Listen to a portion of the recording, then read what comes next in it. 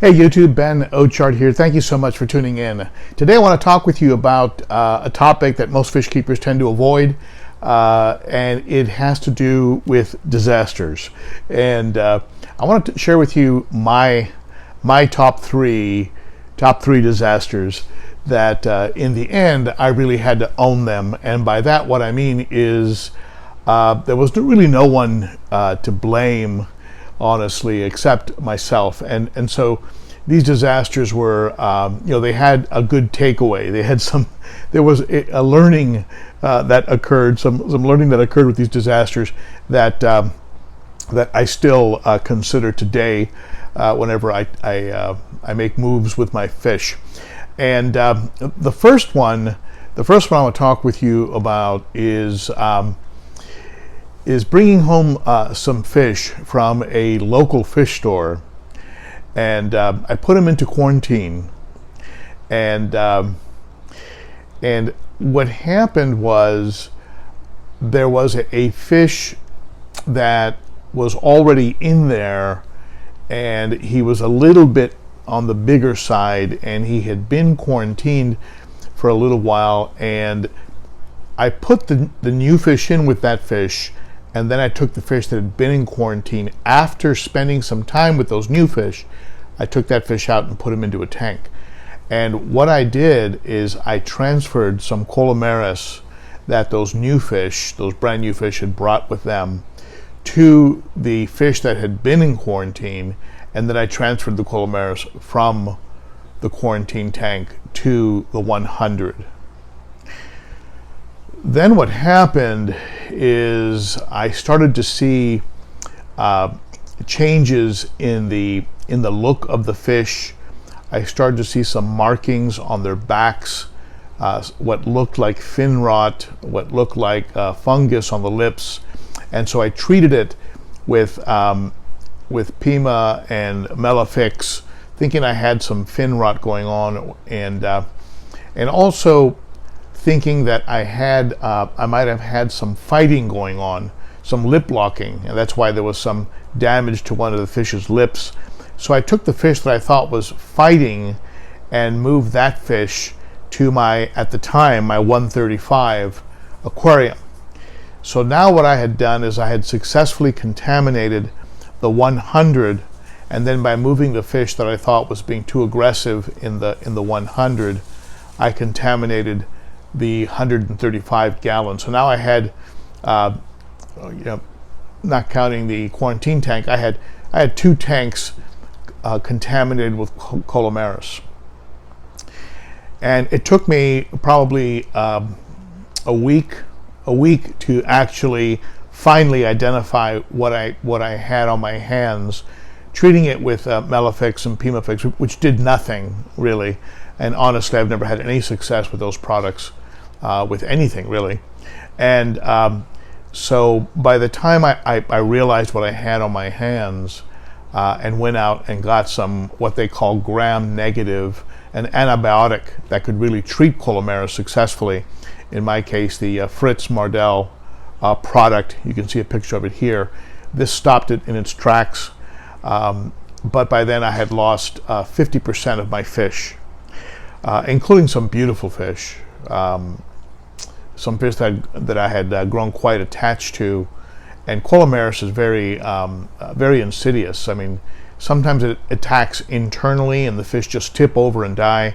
Sometimes it has outward markings like what look like fin rot, or fungus in the mouth, or a saddle stripe that comes back from the dorsal fin down across the body vertically. And so at any rate, I learned a few lessons on that one.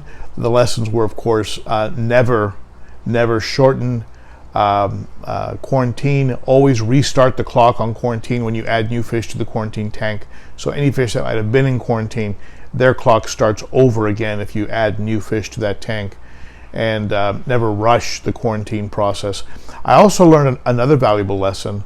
Always have medications, the more powerful medications, in particular the antibiotics, both in liquid form and, if possible, in a form that can be provided with food.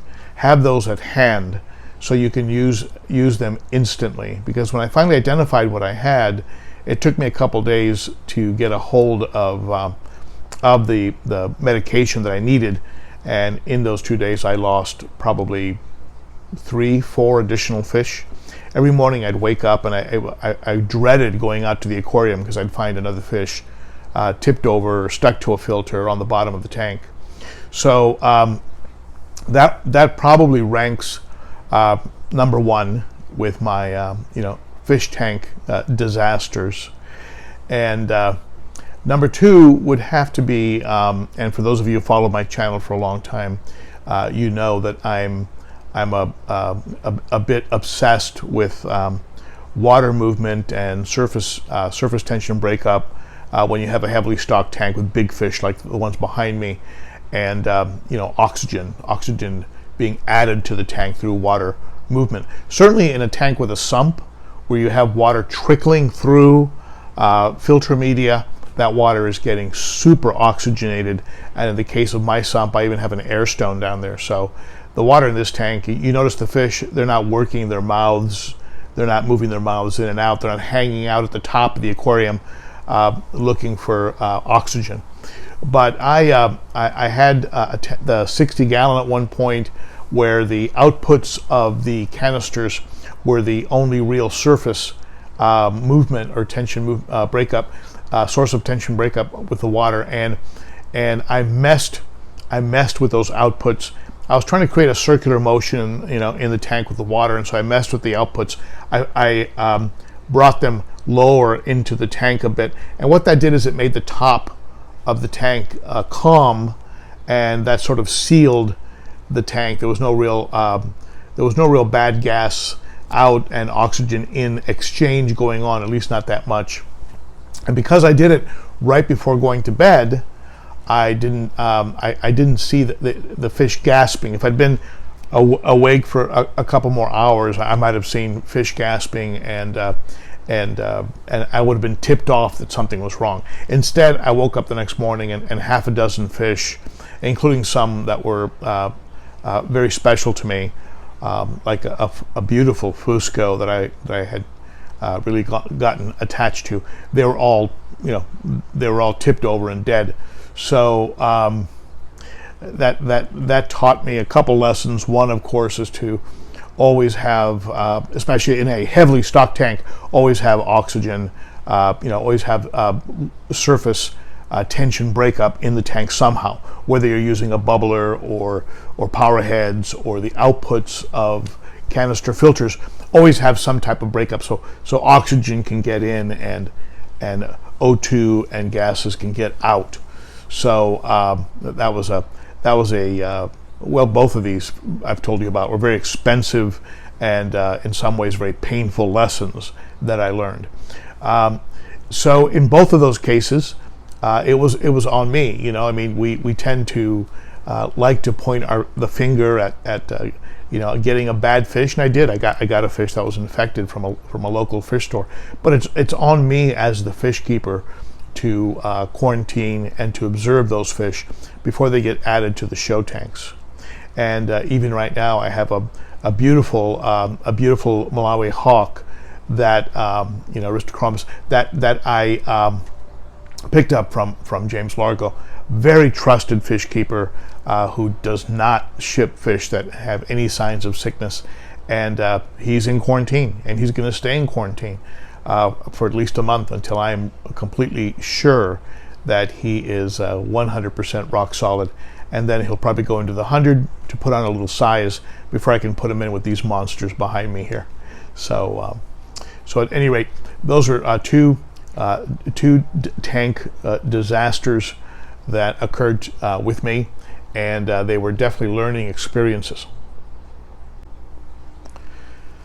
The third disaster I'm going to share with you has to do with going before you know. Go before you know, and that happened to me actually in two cases. One, in the setting up of this sump, I tried to set it up with just common sense and what seemed to be the right way to do it, and I ended up getting my floor very wet, and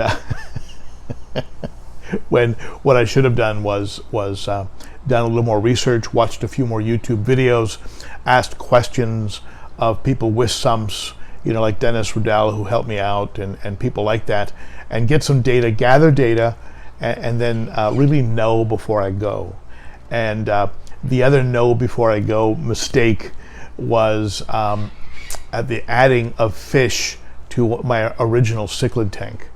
I had some Tanganicans in there, some Victorians, I had some Mabuna, I had some peacocks and some haps.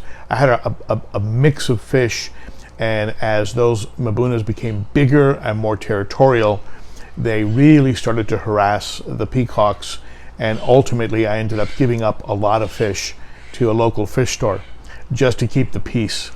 So my third disaster was one of simply jumping in my excitement and getting in there and then discovering the hard way and the expensive way that I had made some mistakes. And in each of these ones I've shared with you, I've come away with some good information, and it's always a learning process. But I tell you, if you can learn without the financial and emotional setbacks, that's probably a much better way to learn. So tap into the forums. Visit the ben.o.cichlid. This is one of those ben.o.cichlid. Visit the ben.o.cichlid Facebook group page, and use YouTube. Visit different YouTubers. The different guys out there that are sharing information, like Corey, and you have some great guys that are always sharing information. Joey, the king of DIY, and you have Evan Alexander, you have Adam C, you have a lot of good guys out there, that are sharing valuable information. Kevin Green's channel now is coming on, and of course Zenzo, one of my favorite channels, Zenzo Tozawa. These guys are sharing information all the time. Tap into that knowledge, and know before you go, and join Facebook groups. Visit forums. Facebook. There's a forum, cichlid-forum.com. Also, the American Cichlid Association has some good information available at their website too. So those are three disasters that in the end I had to own them, and I learned from them, but they were no one's fault except my own.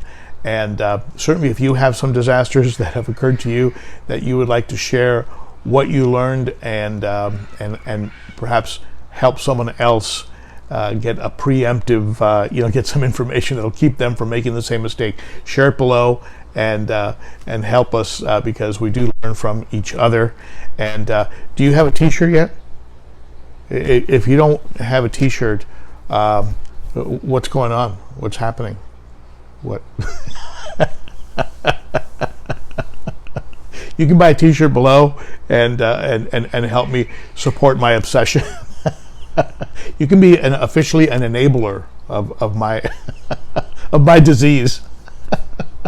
You can buy a t-shirt. So thank you so much for tuning in. You are appreciated. Hit that bell, be part of that Convo Gang, and I love that. I love the conversations that take place underneath these videos. They're a lot of fun, and a lot of knowledge gets exchanged, and I notice you folks keep it really upbeat. You keep it very positive. You're respectful of each other, and I'm really digging that. So how do you like that? Digging that? That ages me, doesn't it? It's groovy. How's that? Thank you for tuning in, my friend. You are appreciated.